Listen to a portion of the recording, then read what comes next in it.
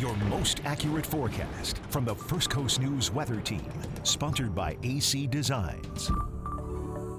It has been a very busy day out across the deep south throughout much of Louisiana, Mississippi, Alabama. We've seen tons of flooding from New Orleans straight out along I-10 through Mobile, Alabama. Tornado warnings out near Panama City, and still very, very strong thunderstorms, tons of lightning from this system, and this is eventually going to make its way towards the First Coast throughout the majority of the day tomorrow. But before you even experience any of the rain or the thunderstorms, you're going to just have to deal with the winds. Wind gusts tomorrow pretty much all day long, could be anywhere from 30 to 35, even 40 miles per hour. So make sure you kind of batten down the hatches a little bit. You have any loose items on your back patio, try to bring those inside at least for one day, because again, going to be very breezy even before you see the storms. But obviously the storms is going to be the big talking point throughout much of the day tomorrow. Storm Prediction Center does have us in a level 2 out of 5, slight risk for severe weather. The hail threat going to be pretty minimum, but could definitely see damaging wind gusts anywhere from 50 to 60, even 70 miles per hour. I would not rule out the chance for a very brief spin-up tornado.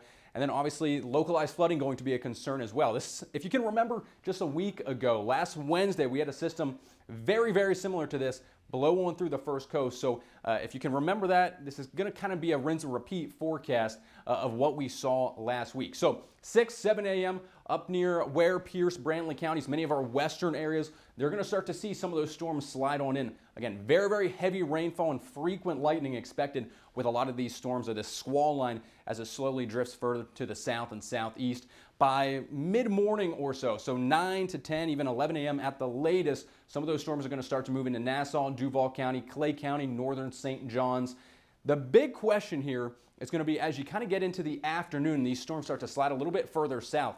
Areas down in southern St. Johns, Putnam, Flagler, you get a little bit of that daytime heating that could add a little bit more instability to the air and potentially actually intensify some of the storms further south, even though we are expecting the entire line to generally be weakening as it moves through. So we'll have to keep a watchful eye for that. But generally, all the storms are going to be out of here by about the middle of the afternoon tomorrow. So 3 p.m. at the latest, lingering showers, a few thunderstorms down in our far southern counties. But after that, everything will be clearing on out of here. With regards to how much rain you might see, I think the vast majority of us will see anywhere from about 1 to 2 inches, with locally higher amounts possible in a few of those stronger thunderstorms. I think some folks could see 2 to 2.5 inches, but for the most part, we're going to be talking about 1 to 2. But again, all the rain should be out of here by 3 o'clock. So good news for the Jacks River Jams. Bishop Briggs is going to be playing tomorrow evening. Temperatures going to be dipping down rather quickly then throughout tomorrow evening, out of the 70s into the upper 60s.